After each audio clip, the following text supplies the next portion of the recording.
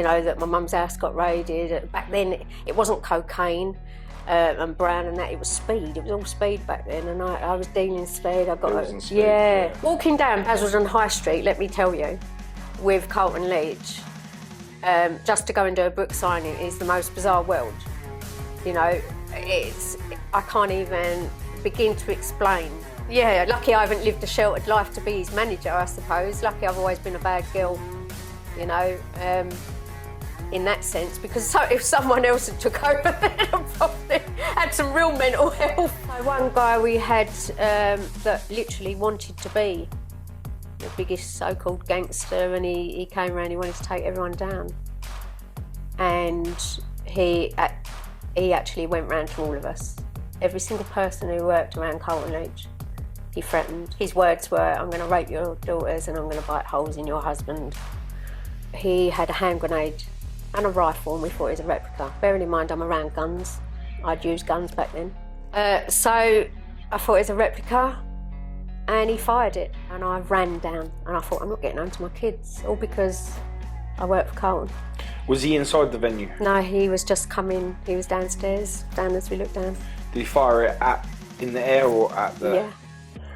And I thought, I'm a goner now. I've never seen anyone pair up as well as what you and your fella does now. Oh my God, my husband's my rock. My husband's my weakness. If anything was to happen to him, my husband is my rock. And he has pulled me through the most darkest of times. No one knows what. I never say, but he's the one. If anything happens to him, I'm fucked.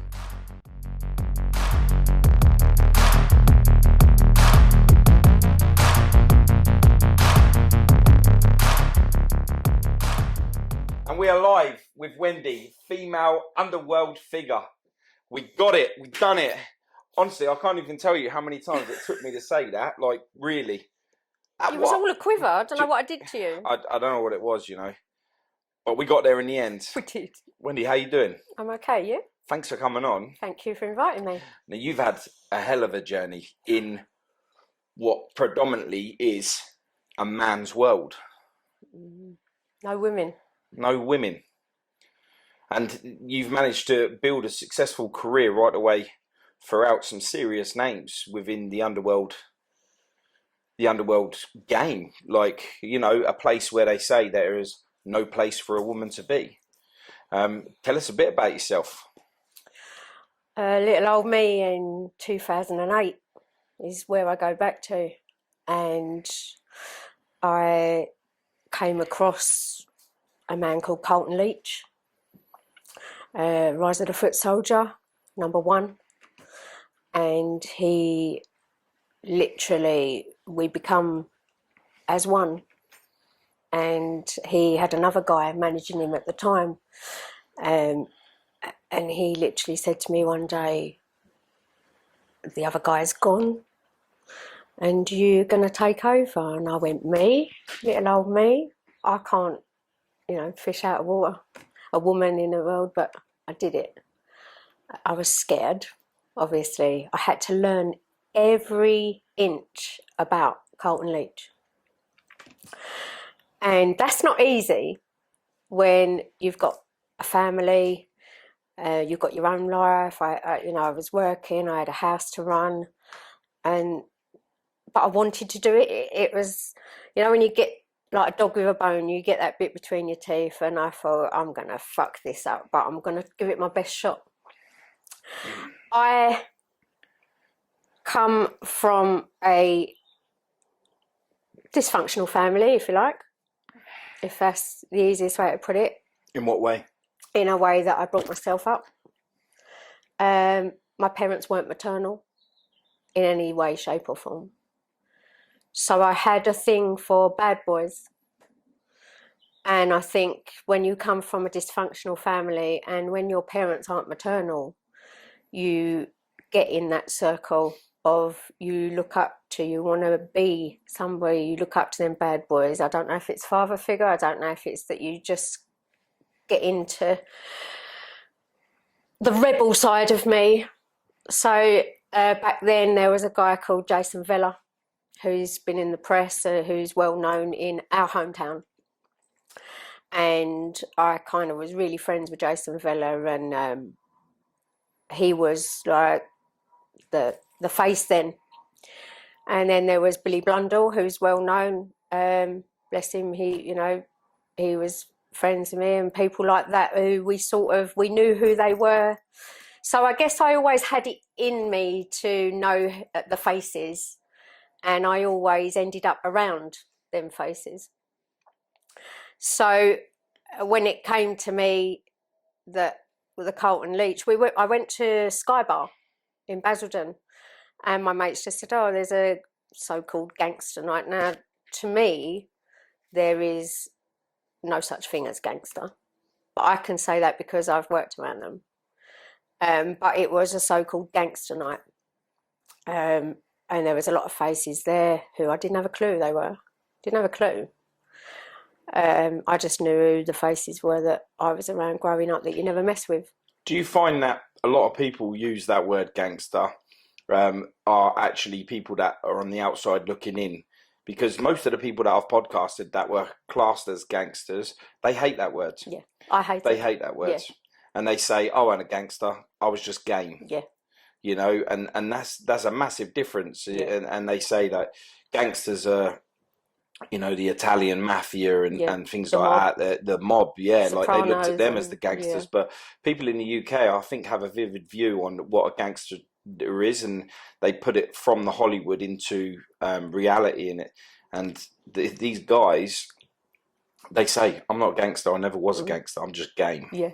I've got a very good friend of mine, Jamie O'Keefe, who did Bouncers, had a lot of input, and was an old school doorman. Bless him, loved Jamie O'Keefe. And back then he was the one who said to me, "Wendy, you should do a book, and if you ever do that book, make sure that you call it, there's no such thing as gangster." He said, "Because you've got the insight." Copyrighted. Yeah. So yeah, I kind of been around all bad boys from growing up, to the extent that I went off the rails. I was the complete boy. I was allowed to be the boy around them lot. I was ringing cars. You know, I got my mum's house raided. I had loads of GM 2000 amps under my bed, and I was ringing motors, and I just was rebellious. I didn't care, you know, that my mum's house got raided. Back then, it wasn't cocaine and brown and that, it was speed. It was all speed back then, and I was dealing speed. I got speed, you know. So I was literally the little girl, when I was a little girl, in a big man's world from the start of 88. So when it came to me about this guy, Carlton was at the Sky Bar, and a lot of other faces, you know, like the Tamer Hassans of the world, people like that. And I met Danny Dyer and people like that, and it was a real buzz, like, wow, you know. So then I was asked to be a promotions girl. That was how it started, to promote these nights. And I said, "Yeah, all right, I'll do it. I don't care, you know. I'm that sort of person. I'm like, yeah, I'll try anything once." And then he opened Chaps. That was a nightclub in Southend, on Southend seafront, and we had his 50th up there, and then I got him a load of people come to me, you know, "Can I film Carlton? Can I speak to Carlton?" I was like, "Yeah, all right, come up, Chaps." You know, that was his base then. And we done really well, really good nights. He had a lot of people out there, and then from that, he said, "Can you be my manager?" The other guy went, and at the time I had all his merchandise I had a conservatory back then, and I had all this merchandise turning up, all these free clothes that he gets. You know, it was really bizarre. It's a bizarre world where people send him free stuff. I had boxes. What should have been my family home with my, you know, my then and my children. I had boxes and boxes, cardboard boxes, taking up all the room so the kids couldn't play, of people sending him hoodies and with them just for him to promote them. It was a real insight. And then I had the merchandise of Rise of the Foot Soldier, and he had the book Muscle. And what he used to do, I took over this from this other guy, and at the time it was Clear Perceptions, And it was in 2008. And then he let me take over, and I went, I don't know what I'm doing. And he went, you'll be fine. I just had to learn. And then I had all this merchandise, and I used to have to go to the post office, and he'd come round, he'd sign everything, and then I'd go and post it for these people who, they treated him like a god. It was MySpace back then. It wasn't Facebook. It was MySpace, oh and I ran the original. There's probably loads of phony pages of Carlton Leach now. I know you see it on Facebook, but it was actually, I was the first person to run his MySpace, and people thought they're very naive. They thought it was him, and it was actually me behind the scenes. So on ICF days, I had to learn about West Ham, but my granddad was West Ham. He worked for Upton Park on the buses, so that was easy for me to know about West Ham. But I had to learn every inch of this man I thought, oh my God, like this is scary. And so I literally did. I was putting him out at £1,000 a time back then, which was a lot of money back then. So I was ringing Waterstones, all in Essex, Waterstones, and saying, would you like Carlton Leach to come and do a book signing? So they were like, yeah. So I would take him. Walking down Basildon High Street, let me tell you, with Carlton Leach, just to go and do a book signing is the most bizarre world. I can't even begin to explain when you're walking down the street with someone that you see as human, and people are, Carlton Leach, and it's a real... I've witnessed it. Yeah. I witnessed it at a birthday party. Yeah, my husband's birthday party, yeah. It is very, very... And, plus for me, when I started then as his manager, it's very overwhelming. I didn't expect the amount of people as you walk through the Eastgate Centre in Basildon just to get to a book signing, as well, you think, oh my God, all these people, that want him. Quite a buzz. Buzz for me, so God knows how it is for him. Yeah. I was the one who booked all his book signings in Essex. We did the first tour, Rise of the Foot Soldier tour. He would go to bed, and we would all be running around like kids around the hotel rooms, nicking the chocolates. You get the chocolates that they put out the tea, and we nicked a load of it. We had some really good times on the first tour.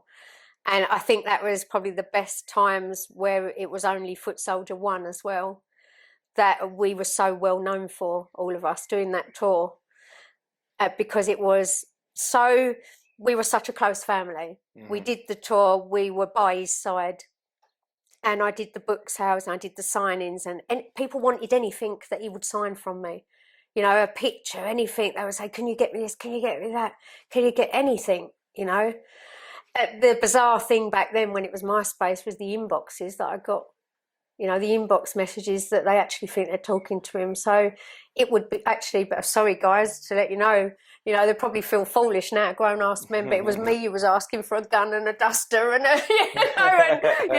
it was me. Do people really message? Hell yeah, women. Oh my, I kid you not. If I would have posted out on MySpace, can you come and lick my toilet with your tongue?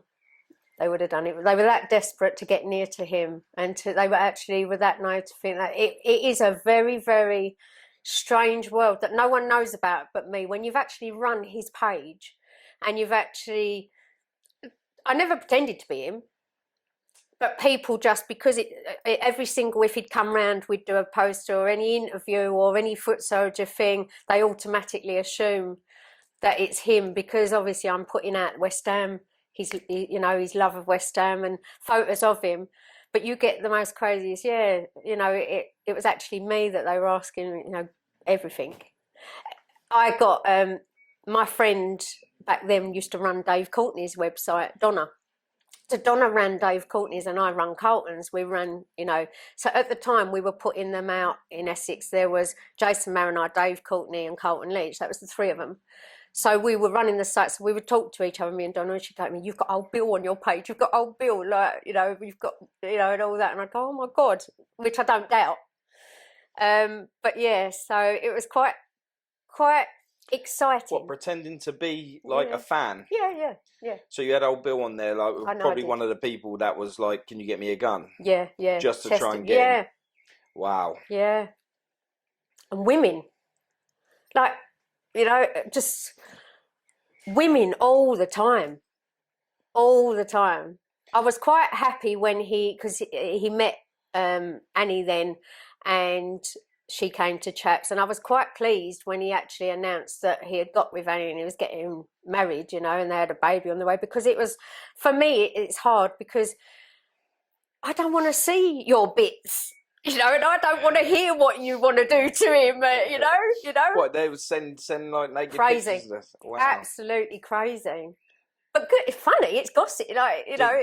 Did it not work? No. I've got to stop sending pictures of myself then. Yeah. Yeah.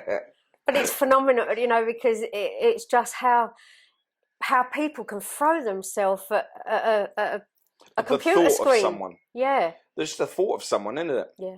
Desperation. Yeah. So I mean, because for me, I didn't go to Carlton, I ran his diary for him.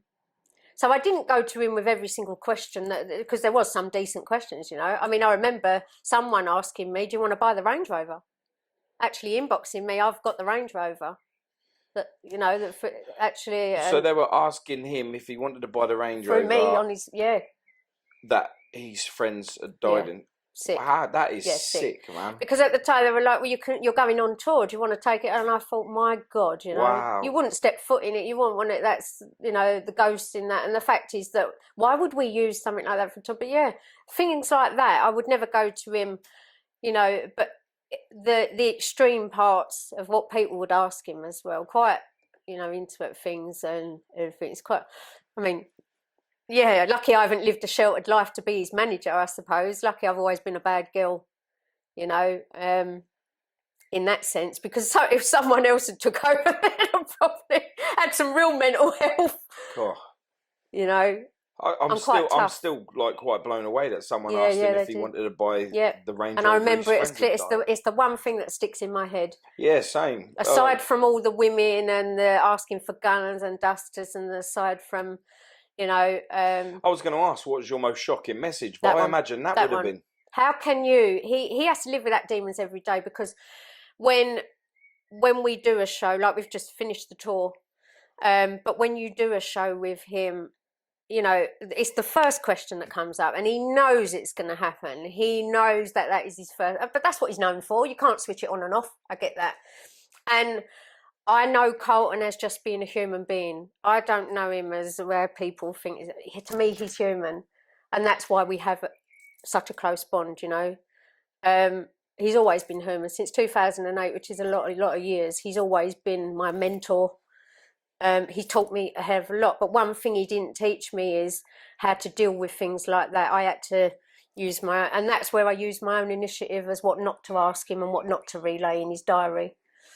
And that, for me, is one of the shocking things that, you know, he lives with that question every day. Everyone he sees, who done it, who done it, who done it. Sometimes he says to me, I wish they'd just changed the record, you know. So when you get asked, you know, when I got that inbox, I just thought, how much was he trying to sell it for? I can't remember. I just wonder what price people, did they sell it as a car, or did they sell it as a part of what would be history? I mean, someone very sick and twisted would have probably used that as their tour and very made... I don't know if they'd have made money out of it. I just find that really shocking, that you would think that he would never want to see that. He would never want to look at... I didn't even show him... I knew straight away as soon as the guy sent me, and I knew the guy was being serious, because he had told me, you know, that it had been released. But yeah, things like that are not nice. And I'm very lucky, because I shield Carlton from a lot. Back then I shielded him from a hell of a lot, you know, because he had haters as well. So people would slag off I'm very close to his children. I'm still like Auntie Wendy. And they still respect me for protecting him. But I'm very lucky that I protected him from so much things like, you know, haters and that, and I will always protect him, you know. But yeah, at the time, it wasn't hard to run his page. It isn't hard. But it's some of the things that go, and I think, how can you know, I can't ask him that, you know. Absolutely mental. Yeah. Mental. So what was the highest point in your career then? Like, what was your, like, I am top B, I'm queen? Highest point? When he put me in the book. Yeah? How'd that make you feel? I think that's a mark of respect. He doesn't even have to tell me. I've very rarely got paid for my time, which I do it for the loyalty. I do it for the love, because like I say, I'm not a glory hunter. I don't need to lick his ass. A lot do. But it just came as standard that I was happy to do whatever he wanted doing. If that meant threatening a woman, because obviously he don't, the men don't. And that's where the underworld comes into it, if you like, if you want to call it the underworld. To me, it's my world. It's a different world to most women, mothers and wives, and you know, it's a not a lot of women could probably withstand it. I'm strictly platonic. I have to be. So I don't look at him in the way that, you know, women flock to him, and that it never did. Although when I say I got into it because I love a bad boy, it's the aura, it's the ego. I love the pure arrogance. I loved the pure arrogance, and I thrived on the pure arrogance of that, and I wanted to be around that.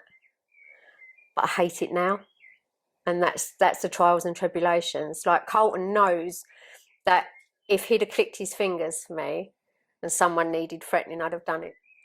And that's where I came in, because Carlton, as a debt collector, he deals with men. And Carlton, as Rise of the Foot Soldier, he dealt with football, hooliganism and everything. But he knows that I'd be there for him if he needed, you know, a woman sorted. That was what I did. Brought a lot to the table. Obviously, I had to ring him to make sure that I had his blessing to do this, and he doesn't question me at all on loyalty. Yeah, I've been around you two. Well, I've been around you two collectively a few times now. Food, an event that you've thrown before for his book launch, and I got the privilege of being on stage with him. Yeah. And that was absolutely amazing. I got nothing but love for the guy, for him. Yeah. Not for the whole. Not for the foot soldier. Not for the reputation he's got. Not for, you know, who the persona that everyone has got for him. I've actually got respect for him, and I like him for him. Yeah. And that's thanks to you bringing us together on that one. No, it's what I want to bring good people around him at his time now. Me and him have had a lot of people come and go and use. You know, I can't even begin to tell you the friends requests on MySpace, Insta, Facebook, just because I work for him, just because I was his manager, you know. But I'm me. I don't see why you want to get close to me just because I'm around Carlton Leach. I don't understand that, because I will go and have dinner with him. I will spend a lot of time with him. He calls me his sister. We are like brother and sister, and in fact we're probably closer because I still know the ins and outs of him to this day. For instance, you know, the Gem who he's with now said to me, "Oh, I couldn't do what you do. Like, it's hard work." I said, "No, but it comes standard. When you're a manager to someone famous, and when you have to know everything, it's not hard work to me. It never was. Yeah, he's not hard work to me. To his women, he might have been, you know, because, you know, I've seen a lot come and go. But he's with a good one now, and he's settled, and I'm happy. But at that time back then, you think to yourself, I'm no threat to him. I'm no threat to him. You know, I just do what I do because they can't, and that's all I was ever employed to do. His wives, they were quite, you know, I always said, you know, you can run your old man's MySpace or whatever, or you can put him out, but no one wants to. So it was me to do. I met a lot of arseholes along the way, I'm not going to lie, because what comes with the fame, the hate comes as well. So yeah, that's kind of inevitable, isn't it? Whenever someone sees someone doing well, they always get them people that know that you're doing well. They can respect you for doing well, but they ain't going to be happy that you're doing well. What they don't realise is it's just something I've been asked to do. He can't run his diary. He doesn't run social media. He still doesn't to this day. Sorry to everyone who thinks they're talking to Carlton Leach, but it's not him. He doesn't need that. As if this is the weird thing, grown ass men and grown ass women, as if Carlton Leach is going to sit and chat to you lot. He's too busy. Why would he? He is a very busy man. He is. He's very busy. Yeah. You know, I can tell you, I don't even have to run his diary now, and I can tell you, he's busy. Cardiff, he sold 800 tickets. You know, he smashed it at 63, and I said to him, it must feel weird. Whose show was that one? That was Dougie Joyce. Dougie Joyce. Enough respect to Dougie Joyce, Dean Lynch, Cardiff. He sent me the pictures before it even went. He said, "Look at this." They had his name in big letters, Leach, and all that, and that's at 63 years old. And we never thought we'd get that far with him, and that's what I mean. It's overwhelming for him, and I'm so proud that he's doing well. I mean, back then we were doing sellout tours all the time. We was everywhere. We didn't have time to breathe. I personally neglected my kids and my family back then because it was all, but it's what I wanted to do. And I'm very, very lucky. I'm very blessed. I'm very humbled to say that I never let it go to my head. I never name dropped. He doesn't like that. We're not allowed to in the Underworld. I never, ever threatened anyone with Carlton. That's why people will be quite amazed because no one ever sees me. I'm behind the scenes. I liked it that way. Didn't need the fame. I didn't need the glory. But I have got that story to tell where people go, wow, we didn't even know Carlton had a manager, some people, or we didn't even know how much goes into the work of Carlton, someone like him. And it's quite an interesting life. And I think, going back to your question, being put in a book where someone says that you're the most loyal person is what I want to be remembered for. Yeah, I could say that. My loyalty, I'm a people person, I'm a giver, because takers really do get, and I think he would tell you himself that I bring so much to his table and I don't ask for anything. And that's what he taught me. He mentored me to be the person I am today. Well, I'm glad he did, because I'm glad I got you in my life, because you're a darling. And from that time that you reached out, I remember when I was on a couple of lives and you'd come on a few times and you said you should come do my show. I thought you was a nutter. Yeah. I thought you was a nutter, and I was like, I said DM me, and I didn't get no DMs the first couple of times. So I thought, oh no, and then you come up again, and I was like, this lady might be serious, And he was like, I want you to come do my show. Message me. And I was like, I didn't really message people. Like, never done that. And then that was it. Messaging started. And I was at the show. And from that, I didn't just gain awareness with what I'm doing, which you and Carlton allowed me to do. Just being nobody going into such a big name on such a prominent stage, a book launch, being able to do that gained me more. It gained me friends. And I love that about what you do. You pull people together, not to use and abuse. You put them together so it stays friendships, and it's forged lifetime friends for me from doing that one thing. There's far too much hate in this generation. And there's far too much nastiness, and there's far too much people not coming together as one. And if there's one thing that I tried to do on the first tour as being his manager, was to bring as many people together, decent people. All right, a lot of them have gone now, and they used him or used me as a stepping stone. But the one thing I will say, thank you for that compliment, but the one thing I will say is that I can spot potential. And I remember when a lot of people miss out. This is the thing, because they don't follow me back. But they don't know who I am, let's say it right. Like, a lot of people could have been in your position now. You've been in the shadows, you've been behind the scenes. Yeah, so it's no one's fault. But a lot of people miss out on the opportunity that you've got to be around him. And they'd love to be, trust me. Like, people, it's not just him, it's yourself as well. Like, don't put yourself in the shadows there. Like, being able to be around you and your amazing husband and that lot, it's forged friendships. For me, that is greater than anyone's reputation. So yeah, definitely don't put yourself on the back scene there, because like for me, knowing Colton is just as important as me knowing you, you know, and that's great for me. Thank you. No, but thank people, you. People just sort of, I follow people, and they don't follow me back, and I could bring a lot to their table, but they don't realise, because, like you say, I've never wanted to be, you know, sort of his manager. Well, I've wanted to be his manager, but I've never sort of needed to be at. So that is the one good thing that I just want to bring people together and bring some decent people around him now as well, and around me, because I did retire. So we had a hater come along. My kids were in school at the time, and I was married. I had a mortgage. I was working 2 normal jobs as well, so I don't even know how I fitted Carlton in, but I did. And we had chaps. We was up chats. I think it was just after he did his 50th, and this guy just literally wanted to take us all out. And for me as a woman, that's the hardest thing, because men in Carlton's world, the henchmen back then and everyone, has their ego.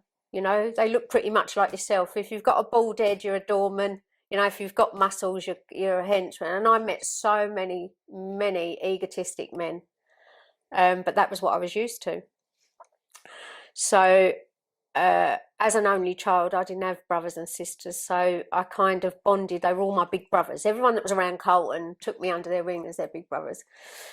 So one guy we had that literally wanted to be the biggest so-called gangster, and he came around. He wanted to take everyone down, and he actually went round to all of us, every single person who worked around Carlton Leach. He threatened, and when I say threaten, I mean not just a little like you're getting at. I mean, this was serious. His words were, "I'm going to rape your daughters and I'm going to bite holes in your husband." That was my threat. I had a barbecue. I was having a family total. It was one of my kids' parties, and he got my phone number, and I answered the phone. And this is just from working with Carlton. I answered the phone, and he said, "Yeah, I got your address." He said, "I'm coming round." He said, "I'm going to Dave Courtney's." And he did, with a balaclava on his head. And he literally, outside chaps on that Southend seafront, and we all thought it was a replica. Previous to that, on that same night, he had dragged a coffin behind a Subaru car down Ongar Lanes. So we got that footage as well. And that was for someone else that was around Carlton.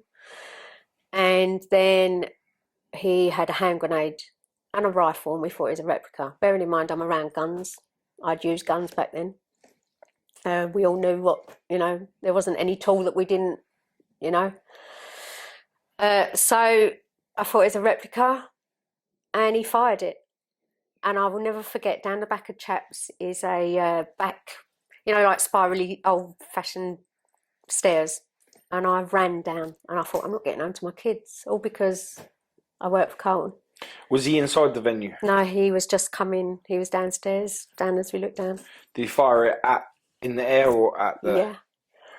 And I thought, I'm a goner now. And previous to this, literally, I kid you not, there was every single person that was around had been threatened. And we knew, because my dear friend Jamie O'Keefe, who has wrote a lot of books, who as well, I love Jamie. If you ever get to meet Jamie O'Keefe or read his books, he's an absolute, diamond of a man. This guy, Jamie O'Keefe, had to have cameras put outside his house. Carlton's manager before that had to have cameras put. We all lived in fear. That's the side that people... It's very glamorous to some people. Oh, you work for everyone says, oh, you work for someone famous. Oh, you work for Rutherford. Oh, the film, and every single person you meet wants a piece of the famous world, but they don't realise that this is the side that people don't hear. And when you're a mother with children, it's just a job. To me, I don't understand the haters, because I'm a lover. I'm a lover, not a hater. Unless you come for my family, do you know what I mean, then I'm going to protect them like anyone would. But I don't get the whole haters thing. I don't understand it. I wish that with the fame didn't come that. So I didn't understand why this guy had literally threatened every single person. But that was fucking scary. And then Carlton had a bodyguard. Back then it was me, Carlton, Sean Birch. Sean Birch is my brother.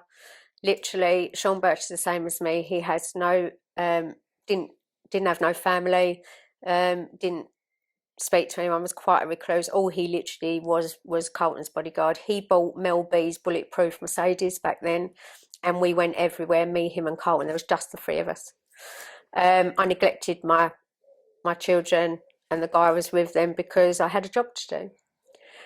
But Sean Birch, bless him, my brother, who was bodyguard then, who would have took a bullet for me and Carlton, even got scared and locked himself in his flat in Rayleigh. I knew we was in trouble then. I knew we was in big, big trouble. When your bodyguard that goes everywhere with you, then, you know, it affected him. Why do you think this guy was so successful in scaring all of you? He wanted to be top gangster. He wanted the rep that we all had. He wanted to be the main man. It was fame and glory, which is something that we don't seek. We don't ask for the fame and glory. Carlton never asked for it. It just comes. I suppose I'm famous in my own right that I can pull off that show that you came to. Mm-hmm. You know, I mean, I pulled it off. I did it from scratch. I suppose I'm famous in my own right. We can all be famous in our own right of pulling something off, like you today. You know, pulling things like this off. But this guy wanted to be the biggest gangster there was.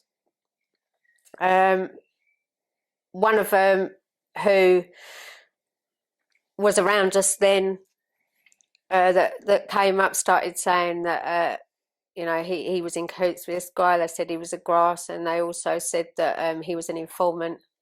He's dead.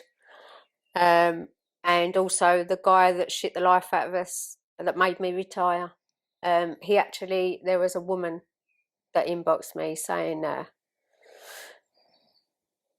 I'm coming for you.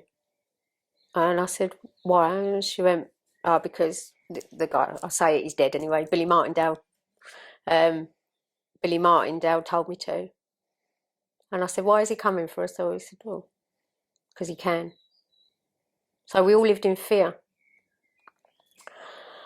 And it wasn't nice, so I retired because it was the most scariest thing. You know, everything I did for Carlton I loved, and still to this day. You know, I loved it. It was an era in my life that I absolutely loved. I enjoyed it, and I love everyone. If I did have haters, it was because of jealousy, green-eyed monster, because they can't do what I do. Other than that, you know. But this guy frightened the fuck out of the whole lot of us. He weren't messing around. He was not messing around. So one of Carlton's friends, who I then met, that I came out of retirement, he took me under his wing, Joey Pole Jr. Joey Pole actually said to me, come do the boxing with me. He said, come do, he said, I've watched you. He said, you've earned your stripes. And I said, how have I earned my stripes? Because I thought that was a weird thing to say. He said, I've been watching you. He said, you've earned your stripes in this world. And I thought, well, and he's never told me to this day. I don't know how I earned. I don't know if they tested me. I don't know if they told me something. And I never, because I have to be tight-lipped. But I don't know what I earned my stripes on. Whether it, I will never know. And he said, I've been watching you. He said, and you've earned your stripes. He said, come work for me in the unlicensed boxing world. So that was Caesars in Streatham. So I came out of retirement, and he took me under his wing, and he threatened Billy Martindale, and he said, you come to Caesars, he said, you know, he said, and you do anything to any of this lot. Because this Billy Martindale was actually threatening, because I was around Roy Shaw then and people like that, you know, they were alive, bless them then. And he was threatening them as well, people like Roy Shaw. He just wanted to take every single face down. And it terrified me. It terrified a lot of big men.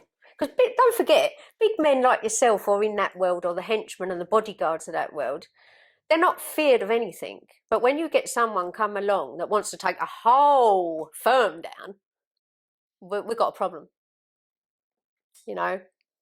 Is that whole thing where you can play gangster until you're a gangster? Because I know you heard that earlier on, and you was like, "This is true." Was that the same at this point? Yeah. Why did so many hard men, so many gangsters allow this guy to get away with it when he was threatening so many big names that are in the industry? Well, he didn't get away with it. He's dead now. Make of that what you will. So he got away with it for quite a while, that he went to every single person. The likes of Roy Shaw, you know, Roy Shaw was still coming to Caesars. I gave a belt to Roy Shaw. You know, Roy Shaw was still sitting with us all then, you know, and people like that, you don't threaten people like that. How dare you? You know what I mean? You know, this just went on and so, yeah, I retired literally because I thought, fuck that. You know, this man has no fear. So how did he die? Don't know. I just got the message that we're free, all of us. We can carry on, which is a crazy, crazy thing. Yeah, I heard a lot more that, you know, he was threatening, and I heard a lot of it. And you just think, wow, just because we're, you know, the whole lot of us, you know, just because we're out doing shows, and just because someone green-eyed monster's horrible. It's a horrible thing. And it's crazy to see how quick it is to become green-eyed as yeah. well. And just because you want something tiny, just because you want a bit of what we had, just because you weren't getting recognised as who we are, you know, fuck the record. I didn't need the recognition. I didn't get it then. People only know when they watch this come out who I am, what I did, what I brought to the table. But why do you want recognition so bad? There's something seriously twisted up here to want something so bad. I think that was an era where there was a lot of people that could really have a row. Yes. A lot of people. But all at the same time. Yeah. Like now, I don't think there's too many people have a row, but there's more people that will take your life now. Yeah. Yeah. You know, people are so quick to pick up weapons and just stab you and just do a life sentence, where I don't feel like if any of them was to go hand to hand, they wouldn't. And let me tell you something, Paul, that's not a hard man. Carlton Leach earned his reputation, and people like me who could have a tear up, we earned our reputation by using these. Fair and square, that was what made us hard. You know, people like Jason Mariner, people that were in the football game, you never heard that, you know, these hooligans, all right, you call them hooligans, but they just thrived on having a tear up, you know. But it was a different ball game then. It was literally, if we got into a tear up, we used these, and that's what we got our reputation. That's what we earned by, and that was what made us hard. This community, this day and age isn't hard at all. That guy who went round threatening every single person back then, you know, when we was at Chaps, was just literally to get a reputation. What good is that? Where did it get him? You know, well, dead. You know, it doesn't bear thinking about the fact that people like me had to retire, because I will never forget my ex-husband back then. He saw Carlton. Well, he rang Carlton. He said, Wendy's had a nervous breakdown. He said, and this was just after, bless him, Carlton had got my daughter a big pink limo for a prom. And I was so grateful, because we didn't have proms. It was in America. We didn't have all that. And my daughter, she said, can I go to the prom? And I said, yeah. And I rang Carlton, and straight away, pink limo, things like that. I was so grateful. To this day, I will always be grateful, you know, that my daughter had an amazing prom because he got her that pink limo. You know, because that's what I do for people. That's what, if we can do things like that, we do. And it was just after that I had to retire, just because I got scared. But I never fear anyone again. It taught me that wasn't a real person that could fight with these. It just taught me that he was a pussy, if you like, that he had to feel the need not to make his own name. Why don't you make your own name in your own way in the world? You know, why did you have to pick on us lot? Why did you have to do that? That's not big. That's not hard. It was scary because we didn't know what we were up against.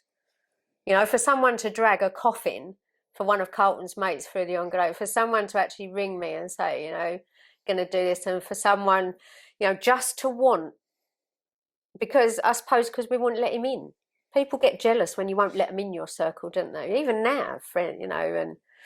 But we were a unit. We were happy. You know, we did a do over in Essex. We had Brandon Block, who, funny enough, Chazza played in the latest Foot Soldier. You know, there was Carlton, Brandon Block. Carlton's mum and dad come. You know, Hungry Horse.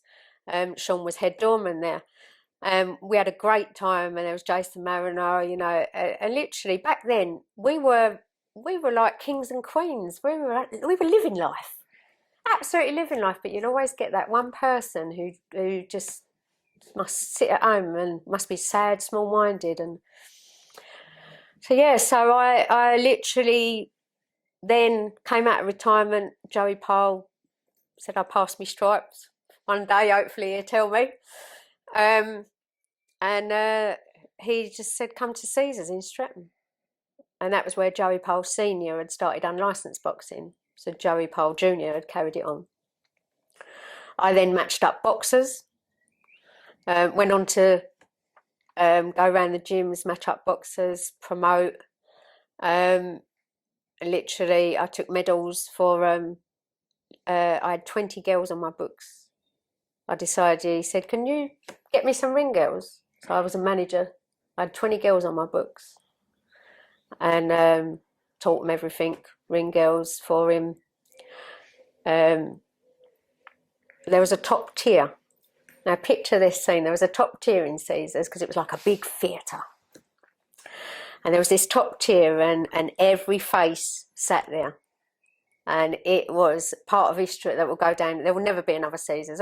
I go round like I did with you, 3D Fight Club, where we go round to boxing. There will never be another Caesars like it. You walked in and you felt it was gangster, so-called gangster underworld city. It was the aura. It was the core of every face who was still alive from the craze. You know, there was Freddie Foreman, there was Roy Shaw, all on this top tier. There was Dave Cotton. There was literally every face, you know, Wilf Pine, there was Mitch Pyle. There was every nasty bastard looking and going, you know, and you walked in and I loved it. And I literally, you come into your own, you walk in there and I should imagine that when the Craze were alive and they had their nightclub that you see in the film, I should imagine Caesars was just how that was. And Joe Pyle Jr. let us all, we were literally sitting with all these faces. There was the Adams, literally every face that you'd heard of when you were young and every face that you looked up to, or, you know, proper people. And geezers that you wouldn't even approach. They were growled, they looked nasty, you know. You don't see too many of them these days. No. But you know what? You felt so protected. You felt so looked after. And for me, because I come from an adolescent childhood, my mum always said I was a Rottweiler. I was a nasty piece of work. I'm sorry, Mum. I was a nasty piece. No, I am. You know, I was a real nasty piece of work. So when I got to Caesars, when Joey Pye invited me there, and I ran side by side with him, I literally, you know, brought a lot to his table. I literally was in my zone. I came out literally, and I think that was the time to shine. If you ever knew you was in the underworld, it was Caesars in Streatham, around Joe Pyle Jr. You know, half of them are dead now, unfortunately. But that was the time where you felt somebody. If you walked in there, it was a whole different ball game. It was a whole different vibe to the Carlton as well. Yeah. Because even though we did Rise of the Foot Soldier tour, and even though I was there at Carlton's book signings and I was a somebody with him, you know, me, him and Sean, and we had great times and we were, you know, I mean, I did my own show at the Sky Bar in 2009. I'll never forget it. And it was for disabled. Well, no, he was Down syndrome, sorry. And I took it to Carlton and I said, this boy's been beaten up.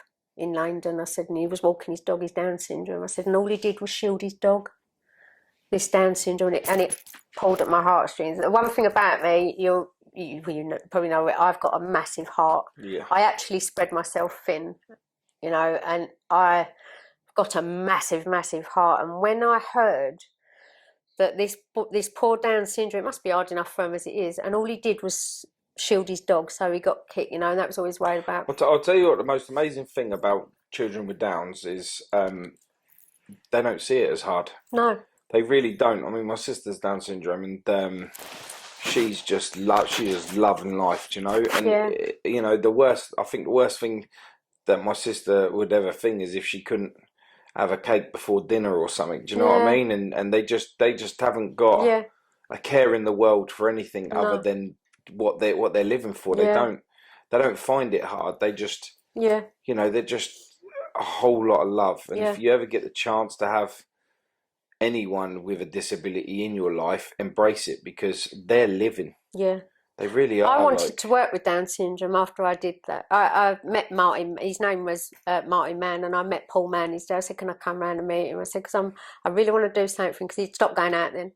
He didn't want to walk his dog, he stopped going out. And I really, you know, that done me, and I took it to Carlton as his manager, and I said, I never asked him for nothing. And I said, can we do something for this poor kid? And I'd done a night at the Sky Bar. A lot of faces come. Back then it was Jane Crouch, who was a woman boxer, who was a friend of Carlton's. DJ Talent, don't know if you remember DJ Talent. I managed to get him there, you say. And I got a lot of people there, Carlton himself. And we raised a lot of money. We sent him on holiday, and I was really proud. That got in the paper, and I was really proud to be able to do that, just, you know, through the influence that I could. We put on a great night.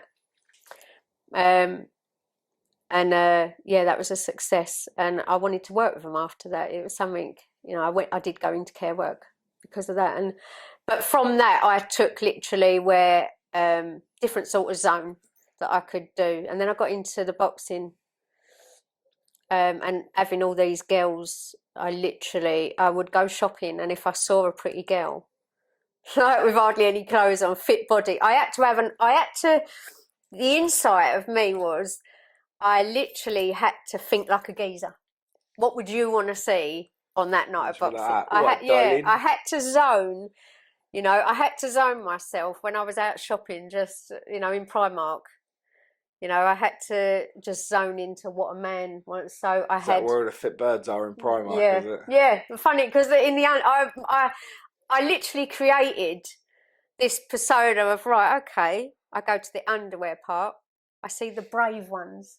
Who's brave? What's buying the, you know, the teddies or the bodysuits or the little days? And I had to literally think like a geezer. That was how I did it.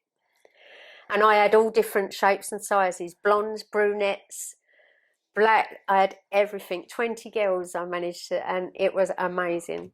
It was absolutely amazing. I loved it. I would have loved it as well. Yeah. Maybe we should skip back in time a little bit. Yeah. Been friends then. Yeah, you'd have loved it. It was a real buzz. It was a real different world, and that came from literally Carlton Leach's friend Joe Carl, and I was very honoured then. And then he put me in his book. He's just brought a book out, and he put me in the unlicensed boxing world. He put me in his to say, you know, she is one of the most loyal, trustworthy people I've ever met. So again, that really, you know, it's when I get put in them, and I don't ask, I don't even know until they go, you know, you're in there. And Joey Powell put me and pictures of me ring girls and all what I brought to the table for free, you know. And it's graft, it's hard work. Don't underestimate it. It's hard work. You see, them women, yeah, they look good on the outside, but some of them, the attitudes, you know, a few of them got sacked. A few of them I had a few tear-ups with because they think they could. They think it's just, oh, we're just going to strut about like we do every day and all that. No. You know, it's not that easy. You've got to do what I say. So I was quite sort of, you know, domineering as to do what I say. Don't talk to that geezer over there. Don't let him poach you. You're not a fucking sex worker. You know, you are here just as the eye candy. Please do not go to that after party. You will not go to the after party without me because I've got your back. You know, and they can't understand it because they think, well, hang on, I can do what I'm free if I want to shag that boxer. No, you don't mix business and pleasure. I don't mix business and pleasure. So you're not going to. So it's quite a volatile. It's hard to do because women are bitchy. Oh. I love working with men. I don't know, man. Sometimes they could be just as bad. No. Oh, my God. Well, high maintenance. High maintenance. Listen, Understatement sometimes. I love Carlton to bits, but even him, Betty, he could be high maintenance, you know, because he's got to keep up a persona, you know, and even he could. But I understood then, when I was manager to them ring girls, why I worked in a man's world. You can give me a man's world any day. Did it ever get physical with the girls? Because it just was like, no, you're not. And it's like, right, do one then. Yeah, I've been in their face because I'm a cunt. I will headbutt you if you rear up to me. You know, Carlton taught me that. We went on tour one day and there was a guy with us, Coogan Cassius. You've probably seen him. He's just been on the MTK thing. That's how Coogan started out with us, believe it or not. He wasn't big in the boxing world then. He started with me and Carlton. He was just coming to the shows and, you know, right-hand man. And there was a guy, and this guy tried to park in this. We went on tour in Carlton's parking space, and just as Sean tried to back in, Carlton went to get out of the car, and the geezer went to park in the space, and Carlton got out, and he went fucking crack. And from that, I thought, oh, I'm going to start doing that. Yeah, serious. Carlton spat at it, and that was the first time I see the real foot soldier go. And fucking yeah, can he go? Can he? Yeah. What did you think? I thought, wow, like, you know. Because it's not knives, it's not guns, it's a you know, it's a street fight. It's like, yes, go on, Carlton. You know, and he did, and he meant, and he, you know, it was something else. And me and Cougar just stood there. We went, we're having that parking. I mean, my husband does it all the time. You know, road rage is probably one of the most commonest things. But imagine that you're doing that, and Carlton Leach gets out of the car, you're fucked. Do you know what I mean? Like, imagine the guy, you know. But yeah, you know, I've seen it. I've seen him in his. You know, I had a cocaine habit because it comes with your territory. I was going to say, did that come part and parcel? Did you feel like you had to do the drugs to be a fitting? It comes with the territory. The Godfather, the mafia, their cocaine is what fuels the hype. You know, you get a buzz from doing all-nighters back then. I could do an all-nighter and it comes as standard. That is just part and parcel of Joey Pyle Carlton's world. Did you become an addict? Yeah, without a doubt. When did you know that you like, fuck, I'm an addict? What point was it where you thought to yourself, I'm not taking drugs for fun anymore? I'm actually taking drugs just to stay awake, just to breathe. I'm replacing drugs. I'm replacing food with drugs. I'm replacing love with drugs. I'm replacing oxygen with drugs. Yeah, on that tour, when you literally, it's there. It's like the devil's dandruff. Devil's dandruff is all around us, and you do it for the hype because you ain't going to sleep. This is party time. This is futsal. We're futsal. We're fucking massive. So I mean, like, we are running things. We are literally on tour, and you know, we ain't going to sleep yet. We are living the dream. I don't recommend it. I'm not glorifying it. I would never, ever glorify it. You know, someone said to me once, I'll never forget it. Someone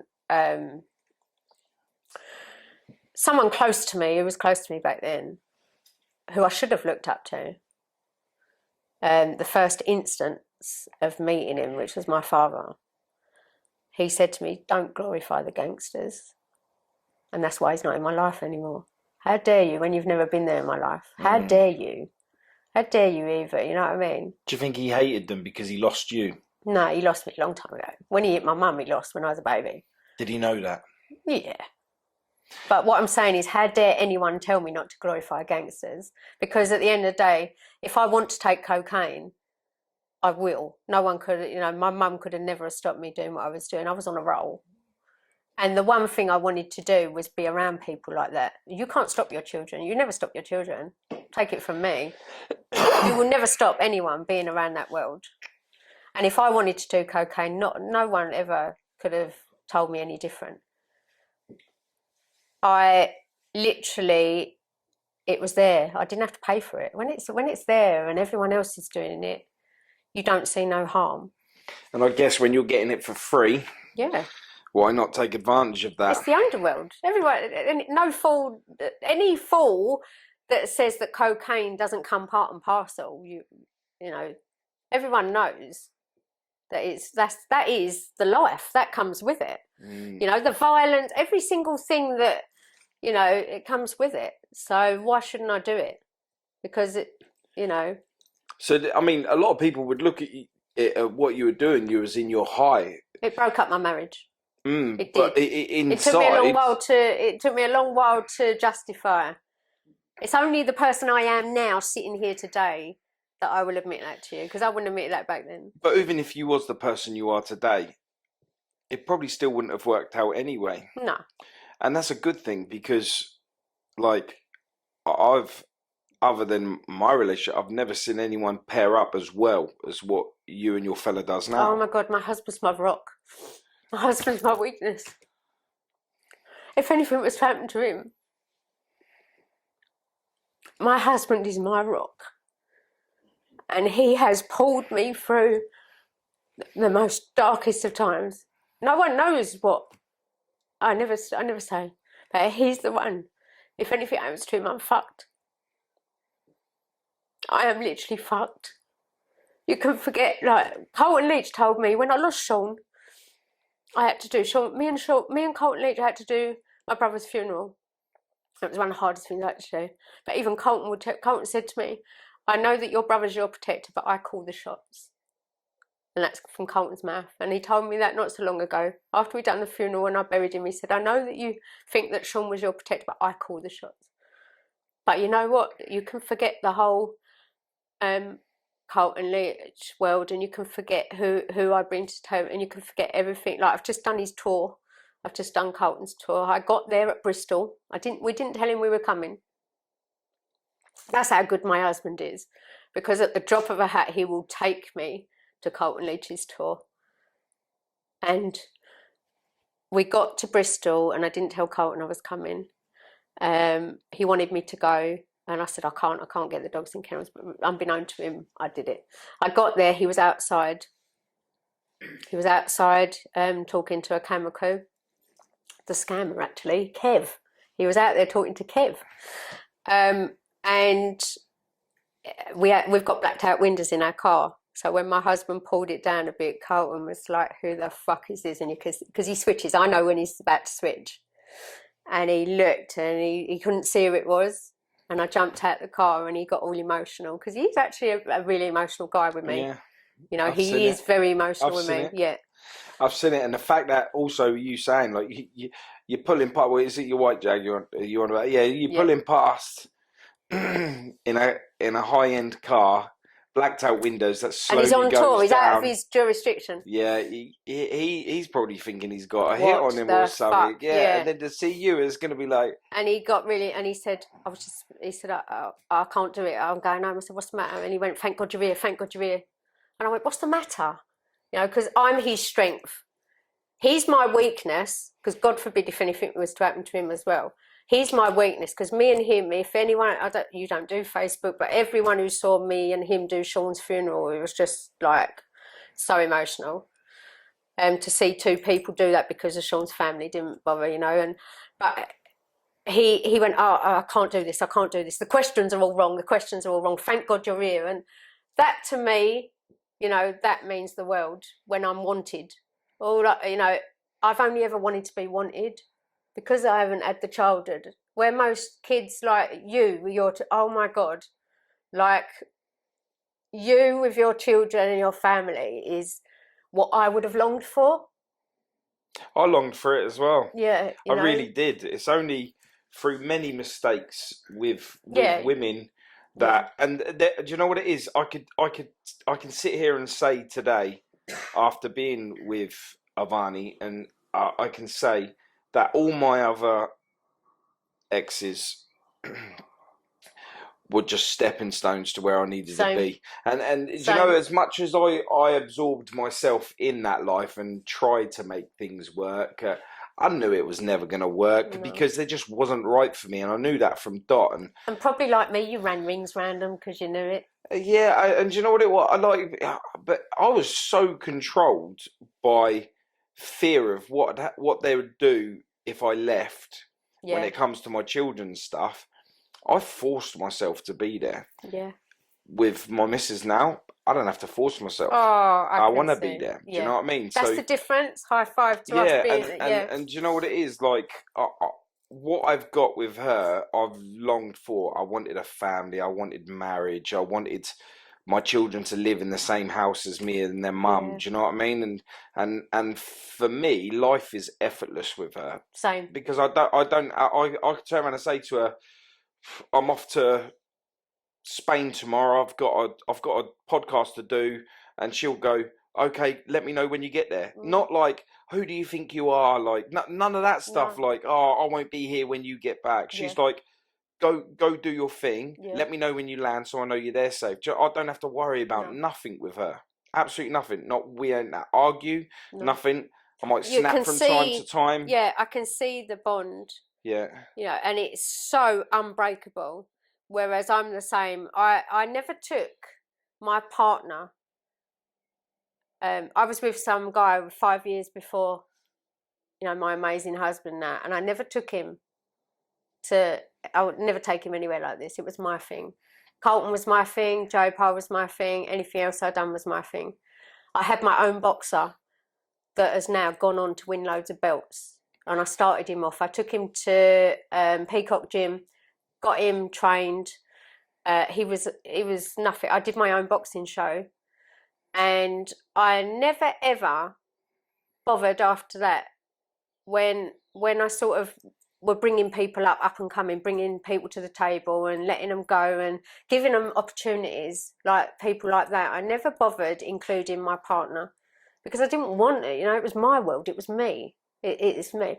But my husband, even though it's not his world, I include him in everything, as you put it. And literally that's the difference in the me then to that I'm not the selfish, self-centered person I was. And I think, yeah, like yourself, that counts for a lot when you know that you're a different person, different mindset, different, to include that person in everything you do. I mean, Ivani messaged me last night, bless her.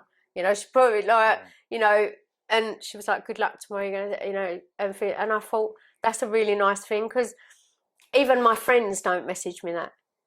You know, no one, everyone knew what I was doing, but even my friends don't. So, yeah, I get why she's, you know, she probably like me with my husband. They become literally your centre of your universe, your rock. Yeah, she's a done. And we lose so many people along the way, as you know. I've been through a couple now, you know, and so, you know, with you. And it's just so easy with that person to include them and to, the difference being between me now is I ask my husband, I asked him about doing this today, and he said, well, why shouldn't you? You should never be forgotten, even though, you know, I'm not remembered because no one knows what I've done, or people have very short memories. The people I've worked for, amongst Carlton and Joe Paul in the Underworld, I'm that little woman who's allowed to see and hear everything. I'm that little woman who, you know, I'm tight-lipped. I can't tell you half of what I want to tell you because I'd be shot, obviously. Do you know what I mean? Mm-hmm. And I wouldn't want to tell many people. But I've got enough of a story in me to be able to say that the highs and lows that come with the Underworld, some of it great, some of it not so great. But I also know that I'm in a better place than what I was back then to be able to talk about it. I don't think you'd have got me on camera back then because I think I was too secretive. Didn't need to air it. I'm not airing it for, you know, for publicity, fame, or because I don't, you know, I do it for you because you're my friend. When you said to me about, you know, would I do a podcast, I sent you all them pictures. You was like, wow. You know, because people look at me down the street. I mean, I know, you know, I don't usually look like this. When you video call me, I usually look like shit, you know, because, you know, I work hard and I play hard. but I wouldn't do this for anyone. This is just for my present to you. And more so to the fact of when my husband, because at first I was like, no, you know, but then I thought, yeah, you know, I've been in places women might dream of doing, would want to by watching this, think, wow, what an interesting life. Do you think, what do you think of the Underworld now? It's not worth tuppence now. You couldn't pay me to do it all again now. Because, you know, so much has changed. Even from when I was younger, so much has changed. Like, I remember so many hard men from areas that I've lived in that were pure gentlemen. Yeah. You know, how you doing, mate? Give you a little scrag on the head and just turn around and say, don't ever let anyone, and you'd be like, don't ever let anyone jip your mum, or, you know, always be there, look after your family. And they'd give you that like little sound advice that you think to yourself, oh my God, he's just scrubbed me on the head and just been like, give me some advice. And I remember that right the way through. And it probably weren't till about 10 years ago when I started seeing all the people that I looked up to were all getting old. Yeah. And then I thought to myself, well, who's replacing them? Yeah. And that would be me and my generation. Yeah. And then I thought to myself, well, I've gone toe to toe with a lot of people that I was in that generation, and I didn't find any of them that was, and I wasn't anyone special, but I was seen. Do you know what I mean? Yeah. And then my generation, we're getting old. So then who replaces us? And then you look at it and you think to yourself, it's a bunch of kids with knives and balaclavas. Yeah. That will post themselves up with the same outfit that they're wearing to do a job on their own social media next to a picture of themselves without the balaclava, but with the same outfit on. Yeah. What is going on? Yeah. Like, now you can't talk about problems. No. It's on site and that's it. And it could be when you're putting your wheelie bins out, when you're walking to your car, when you're just walking down the road with shopping bags in your hand, someone will come running up behind you, stab you and run away. I wouldn't want anyone's children to be manager or to be in the circles that I was back then. I mean, I'm fortunate I'm here to tell the tale, and I've got no regrets on that side. I loved every minute of it. I wouldn't have done it, but I wouldn't want anyone to do it now. And I think it's just the way that the world, I'm old school. It's just the way that the world's changed, and it's not old school anymore. There's no morals, there's no integrity. And it's fucking scary, I think. Back then, we weren't scared, you know? And you look at that, you say you're here today at Liverpool, Carlton's here today at Liverpool, many other big names along the way are here to Liverpool. And we're talking an older generation, 60s, 70s are here now. Yeah. And some of the greats that have died of old age, heart attacks, things like that, natural causes, probably abuse over the years that's created that heart attack.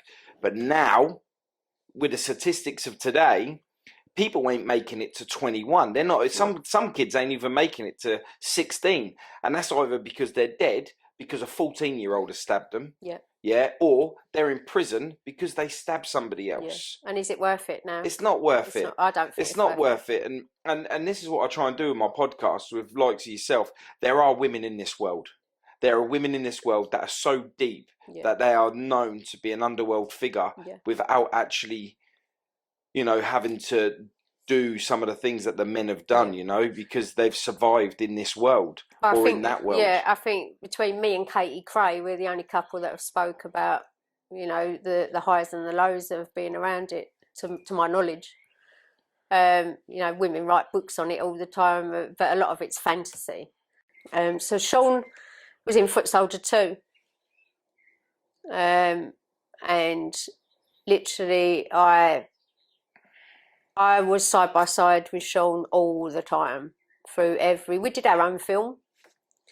We did a lot of script writing. We did a lot of Thugs, Mugs and Violence. I'm still trying to get that out at the minute. And we played brother and sister in that, couple of Travellers. And there was Big Joe Egan.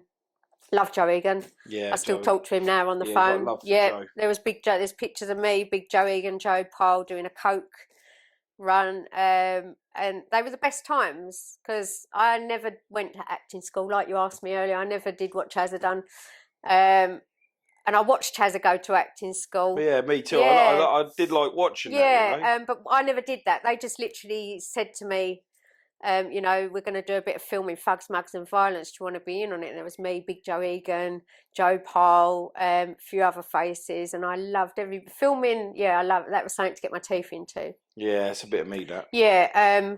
But it turns out that they did it, the sound, the boom, you know, the boom across your head, the sound was off. So I'm trying to still get that out there in Sean's honour. But basically, cut a long story short, me and Sean did that filming, and I loved it, really loved it. And then he went to Portugal on a job for Carlton, and himself, obviously, not just for Carlton. And he chose to go and do this job because Sean.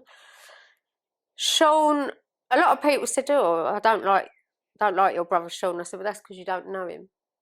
He was very straight faced, and if you first met him, everyone sort of didn't. And no one knew how to take him. No one." And I said, "But that's how he should be. He's a bodyguard. Why do you want to know how to take him? If you don't know how to take him, it's because he ain't prepared to let you in." But with me, it was different because he was my brother, and he walked into my house when I said I was getting married. And after everything we'd been through, he got stabbed in Foot Soldier 2, and I can't watch it. I can't watch it at all. And then he was left like a tea bag. I'm the only person who Sean took his little one to see around my house. I'm the only person that Sean ever come and had barbecue. He never went. He didn't like people. Why did he get stabbed? He was just on a job, and it went Pete Tong. And that's in Foot Soldier 2. I can't watch it at all. I'll never watch it. I will never watch it. So I got the phone call. We were ready to fly out there. I got the call saying that he'd died twice. He was left in a pool of blood. I think we're going to lose him. And I got the call, and I packed a bag.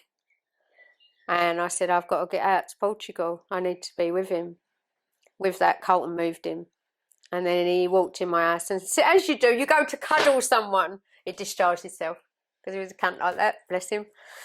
And he walked in my house, and I went to cuddle him. And he went, "Don't touch me." And he was, like, the whole of his back was literally like a pincushion. I don't know how he survived. But he survived. And then he had a tattoo of his baby mother. He had this, she was Thai. And I was probably one of the only people that he brought round to meet, because he just didn't do people.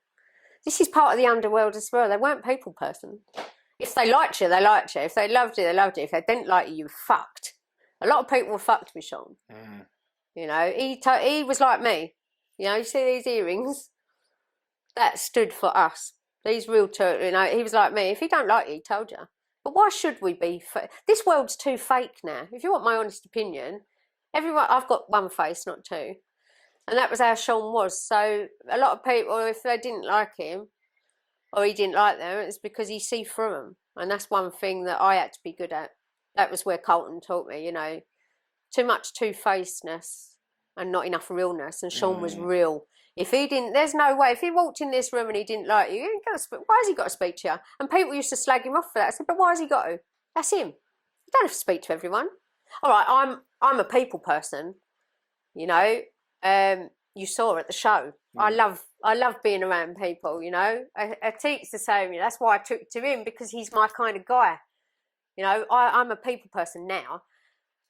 But no one knew how to take Sean. No one. He was there by my side, by Carlton's side. You couldn't get past him. He wore a bulletproof vest. I made him wear a bulletproof vest all the time, but when he went over there, he didn't. And literally, he dealt with all Carlton's business back then. You know, travellers, everything. You know, because he was the pikey of the family, and he knew how to. He could tell you without hitting you. Like, that was Sean. And I loved him so much. And life hasn't been the same without him. My problem there with the Underworld is that they have short memories and they forgot. Everyone rung my brother when they wanted something. You know, he pulled strings like no one else. He had the balls that no one else has got. He was literally the glue to us lot, you know. And he had more balls than anyone I've ever met, apart from my stepson, Mason. You know, but Sean, there's nothing that Sean wouldn't do. He'd have took a bullet for Carlton, and I know, just like that. No one would now, you know, or me or anyone else. You know, you don't get people like that anymore. And he literally, he was so straight-faced. But if he liked you, he loved you. And he was the man. He was the Don. You know, you get one Don in every so-called firm, and he was the Don.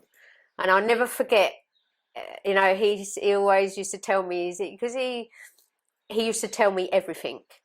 I knew everything about that man, and there was never another geezer like it. Like, I know a lot about Carlton, but you know when Sean would ring you up and he'd tell you your deep, darkest secret, and I'd think, I wish he'd have told me that. He was that man. And we were side by side for a lot of years. 5 years I did Carlton for. And 5 years, Sean never left my side. There's pictures all everywhere, and he's behind me all the time. We went to Mayfair. He never drunk because he had to have his wits about him. We went to Mayfair, and everywhere I went, he'd be behind me. He was literally the protector. And then he came to Caesars. He used to take me. I used to leave my family. I didn't give a shit back then. I was quite like, no, I've got to, you know. And then Sean picked me up. Didn't care who I was with, any boyfriend, any bloke I was with, and Sean picked me up and he took me in. And I didn't care if I left my boyfriend indoors, didn't come home for the night, whatever. But me and Sean were inseparable. And yeah, so Foot Soldier 2 is a no-go for me at that part. And then I literally became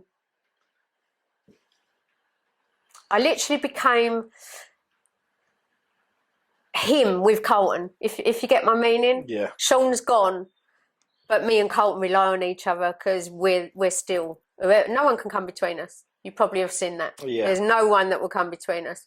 There's my husband first, and then there's Carlton, you know. And obviously you're like my family, and I've got, you know, people, but literally we are, you know, like that. And me and Sean were now. Carlton's on my marriage certificate.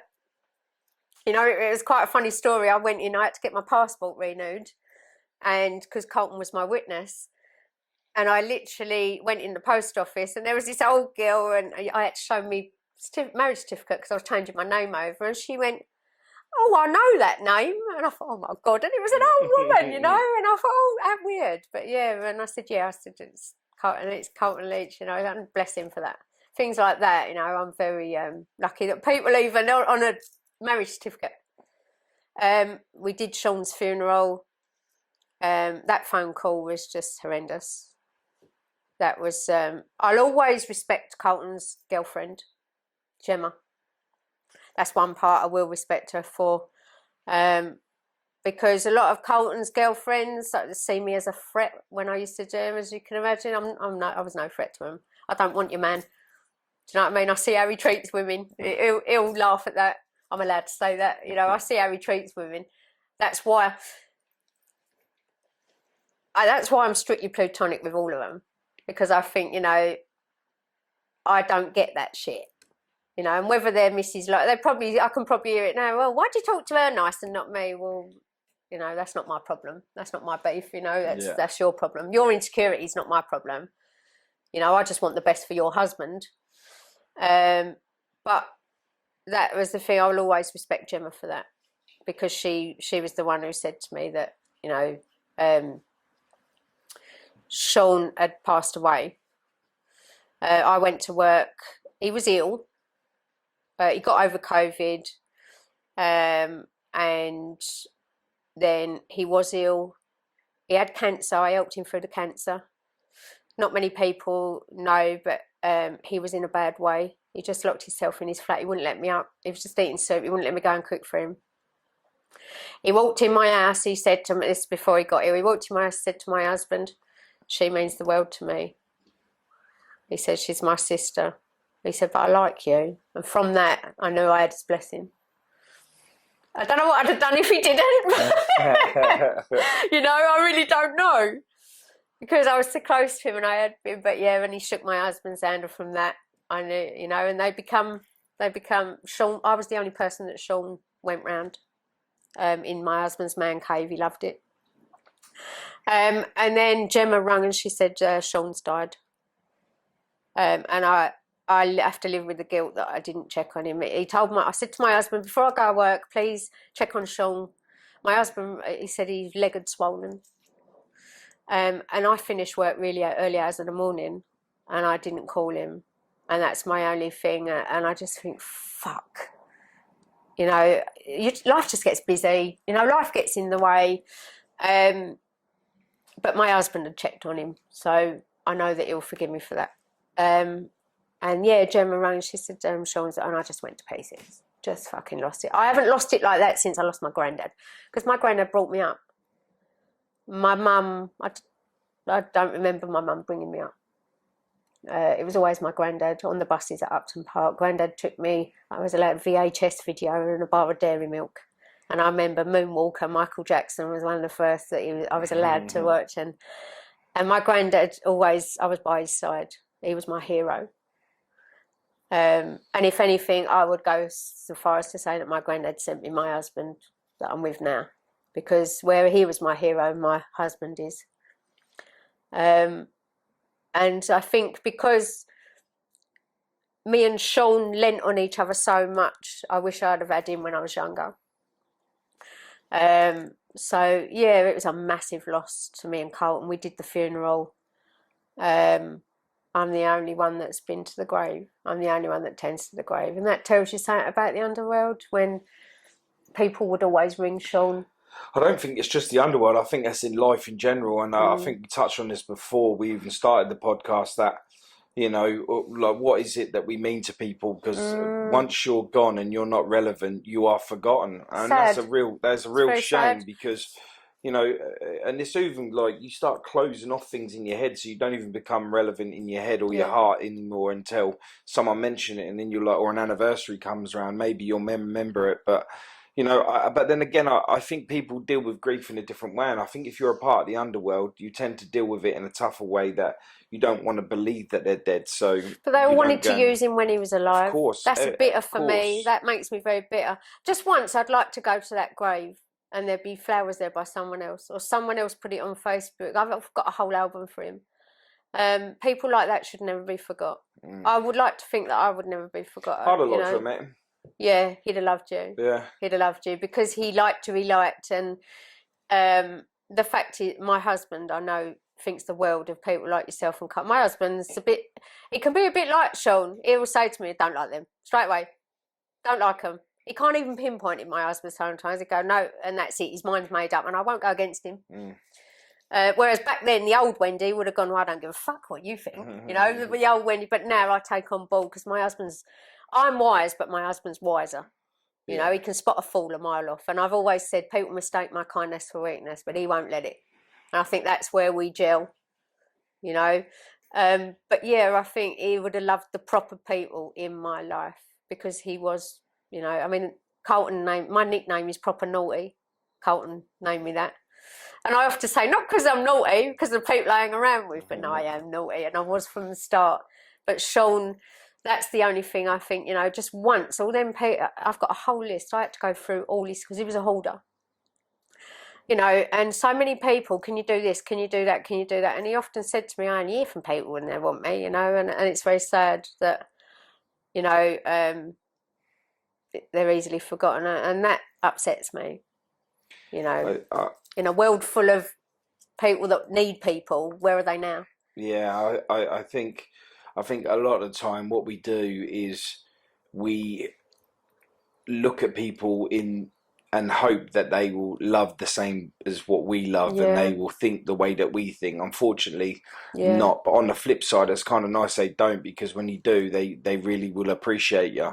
Unfortunately, that, you know, we've made ourselves so busy in the world that once you are gone, you are forgotten, and that's a real shame because I don't think anyone should be forgotten. And I think those that have made a good impact on someone's life will always keep the legacy alive. And I think with you, Sean's legacy will always be alive. Yeah. And you know, I'm glad that I have you as a friend, and I know that like I'm always welcome with you and your husband and your extended family as my family. And I absolutely love that, and getting your story out there has been a real pleasure for me because one, everyone gets to know what it's like for a female in the underworld, and two, I get to know a little bit more about you, and that's always good, you know, and that's real, and I love that because real recognise real. Yeah. And that's don't ever change that. Yeah. I think my husband, I mean, I was lucky because Carlton moved to Spain, so I'm guilty of not being so close to him when he moved to Spain because we, you know, life's busy. I went off and did different things. Like I say, you know, I had a boxer, Mikey Bourne, and he's up and coming now. And I was training him at the time, and I sort of got him into boxing. My show, I did my own show, and that was the first show, and he's gone up strength now. But I'm guilty as well of not going to his fights and supporting him because I'm busy. Same as Carlton when he moved to Spain. I was so lucky. It was quite funny because I invited him to the wedding because I wanted him to witness it because he's probably the only person I go way back with out of everyone now. And he rung up and he said to my husband, I've shined my shoes are proper shiny all night. And I looked at my husband and said, we're supposed to be somewhere with Carlton. And it was a month early for the wedding, and he was on top form. Yeah, you know, he said, like, I'm all ready. And I said, Carlton, it's 2nd of July.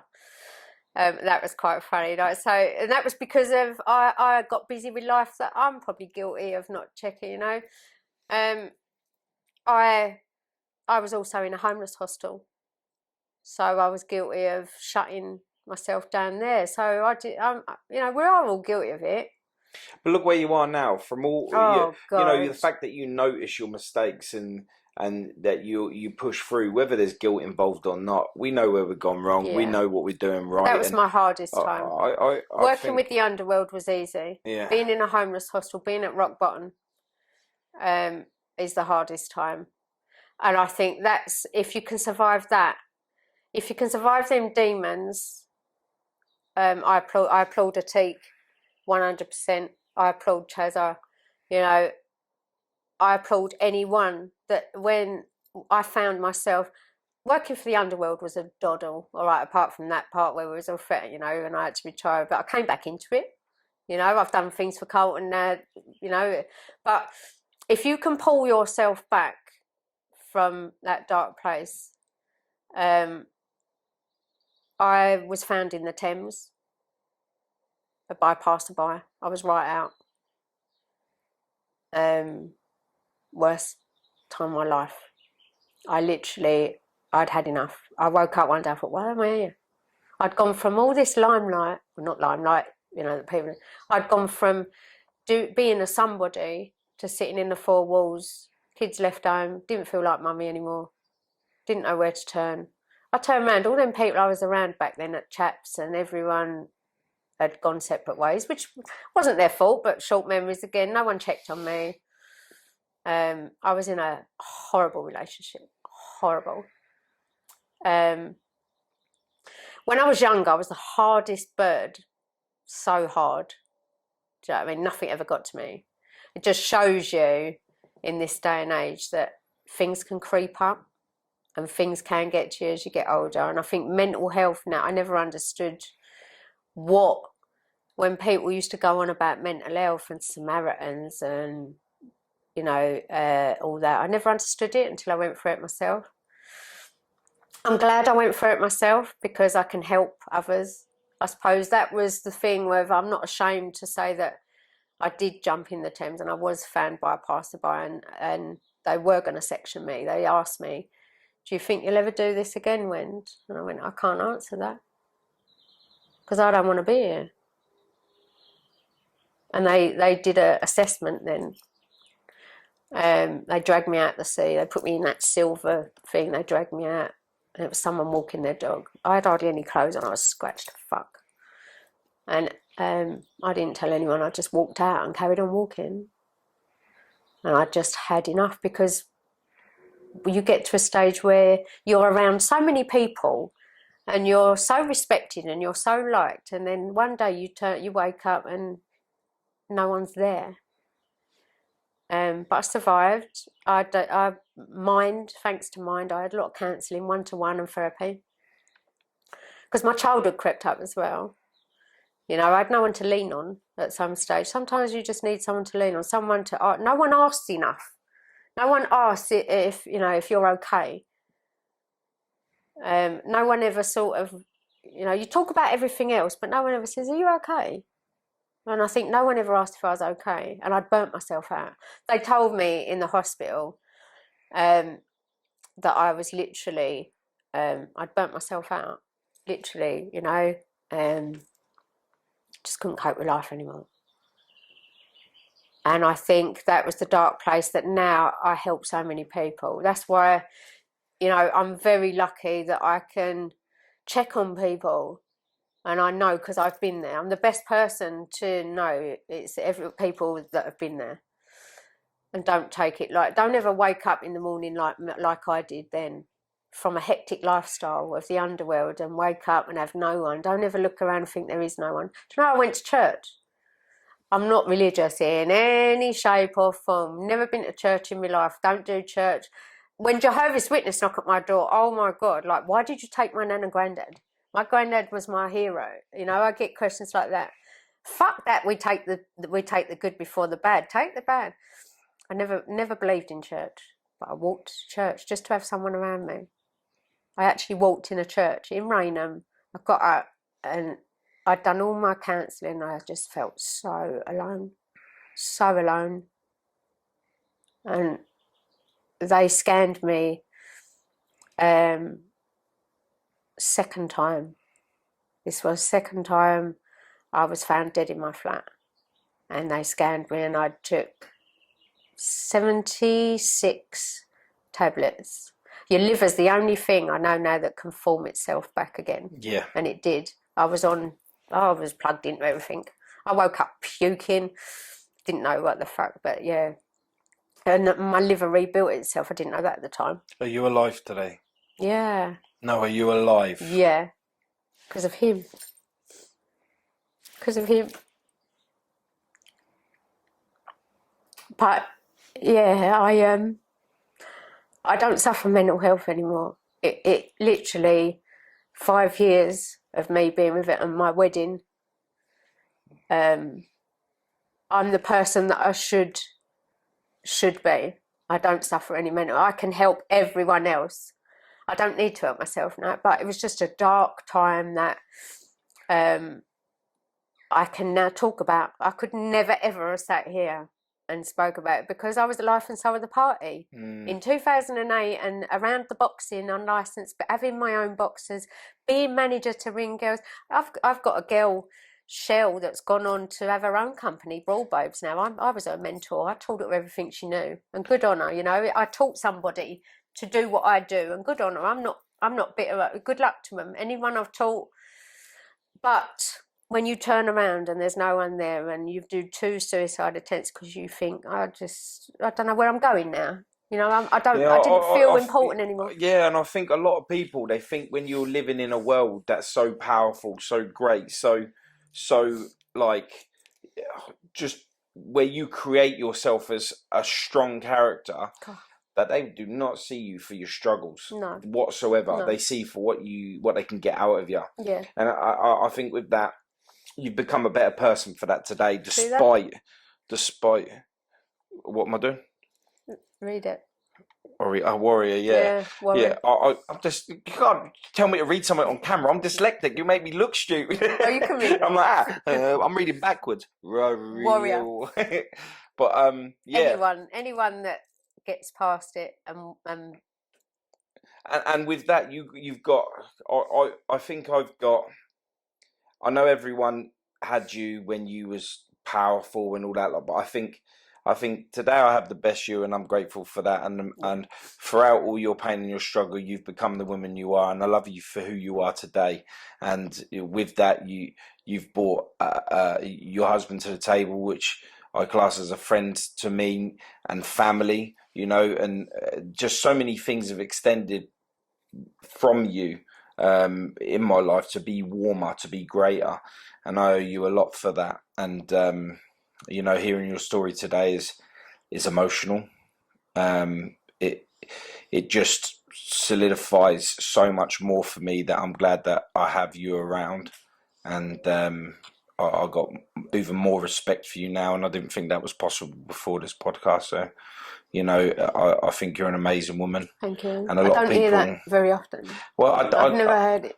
You know, I think people need to tell you more because, like, for what you do, I mean, you knew me 2 seconds and you were already trying to move mountains for me. So, like, I saw that from the get-go, and I knew that I had to be your friend, not because of what I could gain from you. It wasn't about that at all. It was the fact that I don't have a whole bunch of people in my life that want me to be just their friend. And over losing my brother, who I'd love to have met as well. Oh, you would have loved him. You definitely would have fancied him. Sorry, mate. If he was a bad boy, yeah. There's not a girl that I ain't come across. I don't think that didn't fancy him. Yeah. No, he was just. Aura. Yeah, he was just that guy that everyone just really just turned and paid attention to. You know, he was a lovable misfit, definitely a rogue. But from doing that, my brother from the other side. And I don't mean from like another mother, my brother from the other side, wherever he may be, whether he's floating around or sitting in this room or he's looking down from heaven. I know that none of this would have been possible if I didn't lose him, because I would never have had that message to put out there. And he's gifted me with that. You know, he's gifted me with being able to have a message to put out there. It's caused from pain. Yeah. But from that, I've been able to meet amazing people that I'll keep in my life forever. You know, that have shown me that the people I had as friends in my life before, and all of them know who it is. From when I lost my brother, they just disappeared. Same. And do you know what it is? I don't care. No, I don't care. This is what I say. I'll see ya, because I know that you ain't real, and I know that none of you is real. And for everything, fair weather friends. Let me tell you, for everything I've brought to everyone, I never go to anyone's house empty-handed. You probably get that about me. I don't buy my friends. Dude, you come with 3 teddies last time, and I was like, and a pack of donuts for the kids. Them donuts, you can bring them again because I like them ones. Yeah. The one thing I will say to the people that have lost me now, because when Sean died, I didn't hear from them. You know. But that's their loss, because as you know, I never come empty-handed. My husband, we never go empty-handed. I never go to Carlton's empty-handed or yours. I'm a giver. And for them people that lost me, it's because they were takers. Yeah. And I now know where I belong.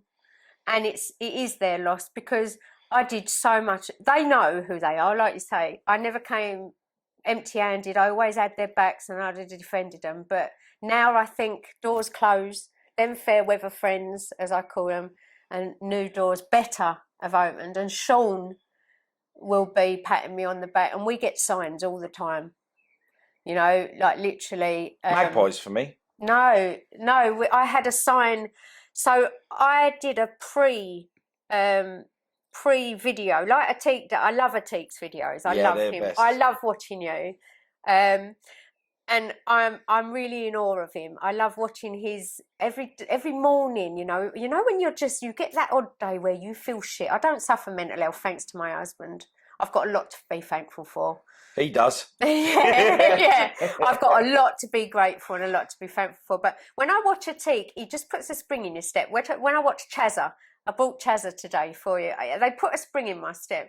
I'm so grateful, because, you know, them people that were around me when Sean was alive and when I was Carlton's manager and when I did, them people didn't put that spring in my step like you guys. Yeah. So it's true of, as, you know, they are fair weather friends. And your loss, my gain. Yes. You know, and I'm so pleased that I took, because you covered knife crime, your anti-crime, you know, thing was the total flip side to me bringing you to my show. Sat on that stage and you done me so proud. Even though people were there for Carlton, I wanted you to be there. And that made me so, so pleased, because I never forget when, you know, we really didn't know how that was going to go. And you actually made my night, because Carlton made me night as well. He done brilliant, and my husband put a lot of work into it, the stage and everything. But for me, seeing you shine, you know, because one day, like I said, I want to do you and Ivani's podcast.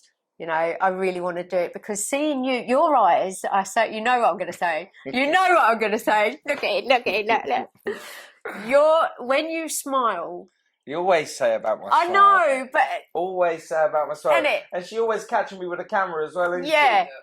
You know, there's something about you. You know, my husband will tell you, you literally can light up a room, and you don't even realise you're doing it, but you have got the most infectious smile, and you're the most photogenic person. No way! I kid you not, honestly. And honestly, no, but look. When I smile, my eyes disappear, my cheeks just go up. But I needed you on my show. I needed to bring you to the table. I'm glad you did. No, but I just wanted to tell you that because this isn't fake, you know. This is how I felt, and you didn't even know when you came to. I know you didn't know what to expect. You know, you just thought, "Wow, Carlton Leach." Oh, do you know? Yeah, do you know what it was? I'll tell you the truth about all of that. Like when you said, like, do you want to come to my show? I did think it was your show, and it was your show. And because you said to me from the beginning, do you want to come to my show? It's Carlton Leach is going to be doing his documentary and his book, and I want you to do the talk. And I when I turned up, I see Carlton Leach's family now, like in the place, and I sat like on a different table, like I'm not sure like who I was with, because I know that I was there for you. Yeah. So I'd come in and I'd done that, and the fact that Carlton Leach was there and I was a part of his show because you made that happen was an absolute amazing honour. But you didn't run away with it. A lot of people, you know, had Carlton pictures of them and Carlton this and Carlton that, but they're the sort of people that. You're silly to run away and forget me in the process, because now you're not going to get anything brought to the table again, and that's where I respect you more, because you never forgot me. You always give credit where credit's due, and Carl Scott, you know, as well, and that's my kind of people now. That is what I want around me. And Ivani, your missus, is so beautiful. Yeah, you know? she's worth a roll over. Yeah. No, but I mean, you know, I just have to say that as a couple, you are the people that I want to be around, and I choose to be. Good, because we want you around. Yeah, no. And on that one, give us some love. Thank you so much. Thank you.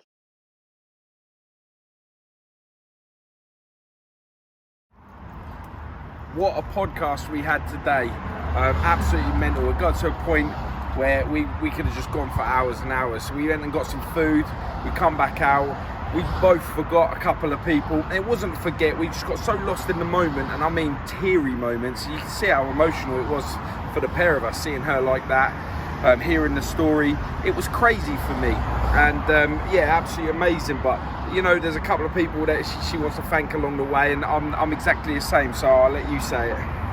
So what's next in the pipeline is that I've brought Clarky from Clark Tribe, who's a really big name in the film industry. He's a producer. He did a film that was an award winning that came out, The Drugs Game, and he's offered me and Paul a part in his next film or TV series. So we are so blessed, and I just want to say thank you to Clarky. Love you, Clarky. It means a lot. Also, my dear friend Rocky. Rocky is an amazing guy. He came to my show. I linked him with Paul. He's just done a podcast, but he's such a real true friend of mine, and I really wish him all the best with his truck pulls and everything he does for Bex. Thank you, Rocky. Yeah, we love you, Rocky. I really appreciate you as a friend. Thanks to Wendy, we got to meet, and I love you guys, and hopefully you'll see us on the big screen later. Clarky, you're the man.